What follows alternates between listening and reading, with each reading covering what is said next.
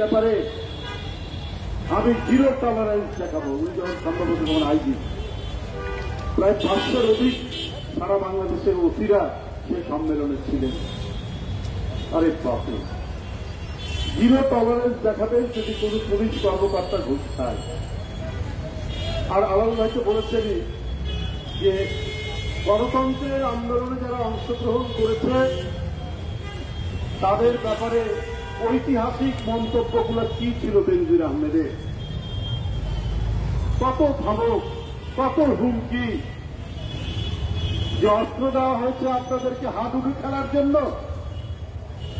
প্রধানমন্ত্রী, আপনি যদি ন্যূনতম আপনার মানবতাবোধ থাকত, আইনের শাসন থাকত, সেই দিনই তো আপনি বেনজির সাহেবকে গ্রেপ্তার করতেন। উনি প্রকাশ্য এই দেশের নাগরিক বিরোধীদেরকে পুরো করে হত্যার নির্দেশ দিচ্ছেন, আপনি করেননি। কারণ আপনার অবৈধ ক্ষমতার তারা ছিল রক্ষক, আর এই রক্ষক হতে গিয়ে তারা যে কত ভক্ষণ করেছে সেটা এখন দেখা যাচ্ছে, সেটা এখন প্রতিদিন খবরের কাগজে আসছে।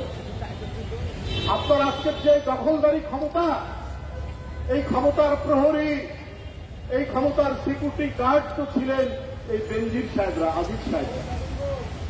আপনি তাদের দ্বন্দ্বে এবং তারা যে জনগণের উপর যে দমন নীতি চালিয়েছে সেটা তো আজকে সর্বজন বিদিত। জাপানের অ্যাম্বাসেডর বলেছে যে রাতের অন্ধকারে নির্বাচন হয়েছে 2011 যে নির্বাচন, দামি নির্বাচন 2018 সালে ডিসেম্বর মাসে। কে করেছে? এই আজিজ সাহেব, বেনজির সাহেবরা করেছেন। আমরা জানতাম যে আগে কমপক্ষে সেনাবাহিনীর কর্মকর্তাদের একটা নৈতিকতার জায়গা থাকে, কারণ তারা সবসময় একটি আলাদাভাবে তাদের প্রশিক্ষণ হয়, সবকিছু হয়।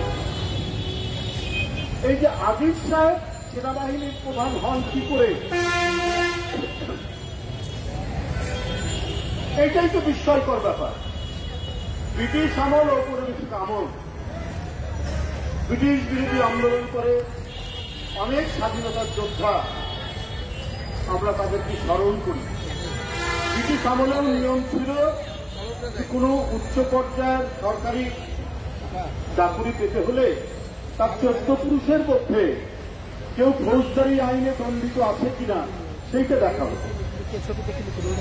যদি দেখা যেত যে হ্যাঁ ফৌজদারি আইনে দণ্ডিত ব্যক্তি, কেউ চোর, কেউ ডাকাত হতো, সে চাকরি পেত না, তাদের ভালো মনে হয়েছিল। তার বাপ কৃষক, তার বাপ কোথাও অত্যন্ত সীমিত আয়ে উপার্জন করে, এগুলো কোনো বিবেককে বিষয় ছিল না। তার ছেলে বড় চাকরি পাবে, কিন্তু চোর ডাকাত যদি হয় পূর্বপুরুষ, তাহলে সে চাকরি পাবে না। আর যার আজিজ তাহলে কি করে চাকরি করেন? এটা তো আজকে একটা বড় ধরনের প্রশ্ন জনগণের। আপনি প্রধানমন্ত্রী মনে করেছেন যে আমার জনগণ লাগবে না, ভোট লাগবে না, নির্বাচন লাগবে না, অবাধ সুষ্ঠু নির্বাচনের কথাটা আমি মাটির মধ্যে কেড়ে দেব, ওইটাকেই কবর দিব, আর জীবিত থাকবেন সমস্ত লোকরা। এই আজিজ সাহেব বললেন স্বাধীনতার পর থেকে নাকি এত সুন্দর নির্বাচন আর কখনো হয়নি। অর্থাৎ যে নির্বাচন 2018 সালের নিশিরাতের নির্বাচন বলে, মিড নাইট নির্বাচন বলে, সেই নির্বাচনকে তকমা দিলেন যেখানে কি নিশিরাতের নির্বাচন। তারপরের কাহিনী আলাল ভাই বলেছে যে রূপকথার গল্প, আরব উপন্যাসের গল্প, পৃথিবীর তাবৎ গল্প কথা একত্রিত করলেও এদের কাহিনী শেষ হবে না। এরা প্রতিদিন আমরা যা দেখছি, প্রতিদিন আমরা যা শুনছি, এটার কোন শেষ নেই। কারণ আপনি ওদেরকে প্রোটেকশন দিয়েছেন, ওরা আপনাকে প্রোটেকশন দিয়েছে। আর আপনার ভয়ে, আপনার নিপীড়নের ভয়ে প্রধানমন্ত্রী, আপনার গুমের ভয়ে, আপনার বিচার বহির্ভূত হত্যার ভয়ে, আপনার ক্রস ফায়ারের ভয়ে সাংবাদিক, গণমাধ্যমের কর্মী, রাজনৈতিক দল, এদের এই দুর্বৃত্তপনা, এদের লুণ্ঠন, এদের জনগণের উপর আক্রমণ, এটার ভিতরে কথা বলতে সাহস পায়নি। এমনকি একজন প্রখ্যাত সাংবাদিক তিনি বলেছেন, আমরা অনেক কিছুই জানতাম, কিন্তু আমরা যদি ওর বিরুদ্ধে কোনো কথা প্রকাশ করতে আমরা ভয় পেয়েছি, কারণ আমাদের পাশে সরকার থাকবে না। সরকার থাকে বেনজিরদের পক্ষে, সরকার থাকে আদিলদের পাশে।